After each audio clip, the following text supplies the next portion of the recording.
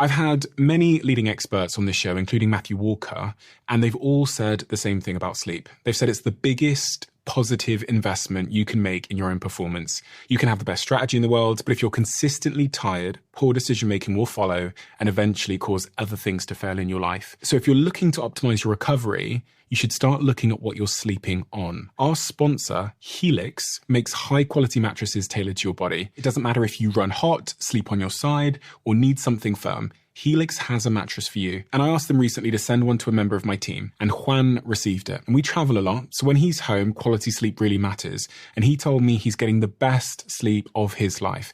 And the data backs it up, with 82% of people in a Helix study saying they saw an increase in their deep sleep. And with a 120-night trial, you've got 4 months to prove it to yourself. You can get 27% off at helixsleep.com/diary. That's helixsleep.com/diary. There'll be people listening to this that are, they left university, they went to school, and now they're a lawyer, and they've been a lawyer for 15 years. Or they might be, a dentist. Now they've been a dentist for 20 years. And a lot of the time when I speak to these people, there's this other voice inside them that's been suppressed over time, which is probably all they can be. And they've got really consumed in this identity, which their parents wanted them to adopt, of being a doctor or a lawyer, whatever it might be. When I speak to these people, they are seemingly trapped by something.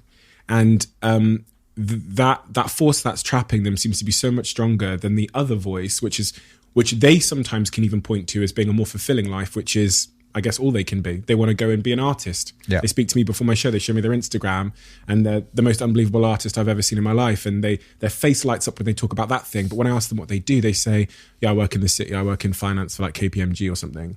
And you can see the dread in their face. Yep. How does someone start the journey? And I think you alluded to vulnerability there, but how does someone start the journey of going from that place of, confinement and identity, and I am this thing that I've earned through my achievements, to being all I can be in a practical way? How does that journey begin? I think that voice, that inner calling, as you just said, is passion and excitement versus the duty and the need and the fulfilling the roles, if you like, of society. And I think, therefore, for me, the way that works is that you add to the passion, excitement constantly, and allow that to look after your deepest intention, which is always, I want to spend, I think, all my time fully present, which means doing what I love doing, being who I feel like I'm meant to be, as much as that will keep evolving and changing. So therefore it comes down to following your highest passion and excitement in every moment. And people might argue straight away, well, how can I do that if I've got to be at work at 7 a.m. and I've got to do this, and I've got to go and traipse across town to get here? You say, yes, but within the boundaries of what you have to do, what's your highest excitement? Follow that. So, I've got to drive across here and it's going to take me 2 hours.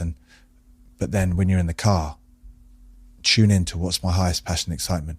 I love this podcast. Okay, go. That's it. I really want to listen. I've got my hands free. I'm going to phone so-and-so because I just thought of them and I really want to chat to them. Follow that intuitive, instinctive, impulsive side that comes from what you want.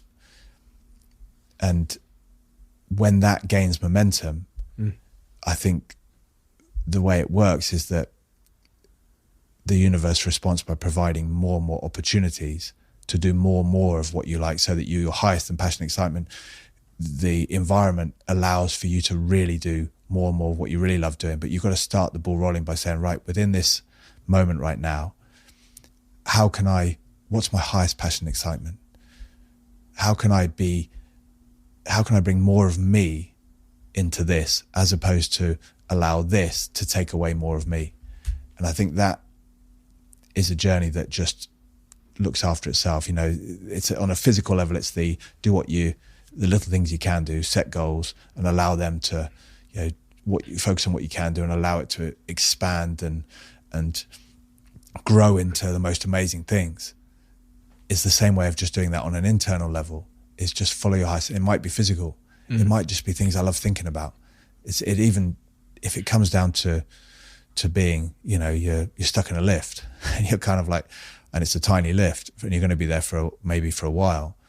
Okay, but people talk about going to a happy place, but that's what's my highest passion, excitement. Oh, what I love to be doing now, paint it, picture it, think of it, dream it, feel it, all those kind of things. All these things are amazing things to be doing. And if you're following your highest passion, if you're enjoying and embracing this moment, I spoke to someone recently who was saying that, you know, to know you're on track for your future manifestations of your dreams, the indicator is often how deeply are you embracing and enjoying this moment now. And once you find yourself loving this moment, it's amazing how much things just fall into place for you. And I think that's the key, is to be able to say, whatever it is, whatever you can do it and bring it to this. And I think that voice that says, oh, I can't do this, I can't do that, it's not possible, I shouldn't do this, or it's not right, is another way of saying, I can't be me. It's so interesting, because when you were saying that, I was thinking about the former version of myself at 18 living in Manchester and Moss Side, where, you know, I was very, I had nothing, and I was shoplifting, as I've talked about a million times, food to feed myself. But in that moment, although I was working in call centres at night shifts, I was so unbelievably excited by life, because I was also designing my website designing my future business in my lunchtime, in my breaks of that call centre. And I've said this for years, and I don't think people believed me, but I've said I was as happy then as I am now. That kid was so optimistic and so happy, even though he had no money and he was working night shifts in a call centre. And it sounds so privileged, and like, obviously because of money now, whatever.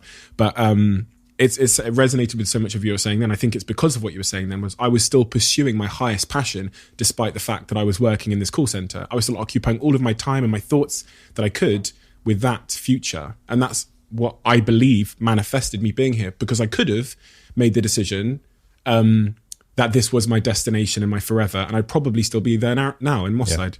Yeah, I definitely agree. The idea about following your highest passion, there is a passion, I think, deep down, is for expressing who you are. And there's no doubt for me that rugby, for that period of my life, was what I was meant to do. That's how I was supposed to play out. That was what I was supposed to be at that time. But then your passion changes slightly. And to be able to leave the rugby and follow that passion, often I think people say, you know, it's really difficult to find my next passion. But I think having that kind of ability to leave behind what's been is what allows passion for what can be. And I think, like we were saying before, about you finish your rugby and then you think, I'll go straight into coaching because it's close enough and people will still know me, but actually to have that period of not just after an end of a career, but daily, to have that quiet period every day where you just sit, not with ideas, I'm going to think about this, or I need to plan this, or I need to work out what my passion is, but just sit and just disconnect from that pull of the external, eyes closed, and just watch. But of course, straight away comes in is, am I doing this right? What should be happening? Should I be feeling something? I haven't had any ideas. It's been 2 weeks, but just do it. Just do it in the name of moving to your potential, because we were so willing to give to our limits. Look at how many years we spend suffering and telling ourselves certain things that have come from old ideas that no longer serve us. And we're willing to give all our time to those. But people are still like, it's too hard to find 10 minutes to sit on an evening. What am I going to do? When actually, you have that moment where you're sat watching something on TV and it's not really interesting you, and you're kind of like, that's time there. But once that ball gets rolling, when your passion centers around something and everything comes out of that same passion, so it's all aligned, it's all kind of focused energy, that's going to manifest. There's no doubt. Like I'm sure at some level, there's no way you get to where you are now without there being that drive. Now, I had that in the rugby, and a lot of it was sort of conflict, and it stressed the hell out of me, but it was so damn strong that it had to win, because I wouldn't let it not win. I just didn't do it in a way that was enjoyable. Same. And now I think when you release the conflict, you get even more flow. You get an effortless version of what I've done through efforting. I've efforted heavily. Yeah, I heard that word recently. I really like it. I much prefer it than tried or given so much. But I've really made it a sort of an effort version of how to get to the top. And what that means is when I look back, it's like, how was it? Oh, I never smelt the roses. That's what most people say. Yeah, because there's another way to do it. And maybe that's how this has come out for you versus the first. I don't know, like these projects for me, the next things I'm doing seem to just kind of, oh yeah, there it is. That's interesting. Whereas before it was, get out of there. Don't you dare, whatever it is. I think that just comes from at some point just saying, well, okay, this is what I've got, acceptance. And then what do I want to do right now? What's my next step? Responsibility. And you can't get to that passion without the acceptance. And the acceptance is, this is what I've got. This is where I'm meant to be. This is how things are. And once I come to ease with that, then suddenly there is that, I can start to feel what it is I want to do next. Yeah. But while there's that resistance to this, it shouldn't be this way. And should I be doing this, or I'm elsewhere, future, past? Passion and excitement are kind of like, look, whilst you're trying to survive, we're not relevant to you. Someone in survival isn't really interested in passion and excitement. And I was in survival most of my career, hence why I keep saying about my career, the passion and excitement died away. Not because I fell out of love with rugby at all. Not at all. Just purely that I was in survival mode more and more and more. And the more I went into it, the less relevant creativity, growth, love, connection with teammates, excitement, passion, joy. It's just not relevant to that.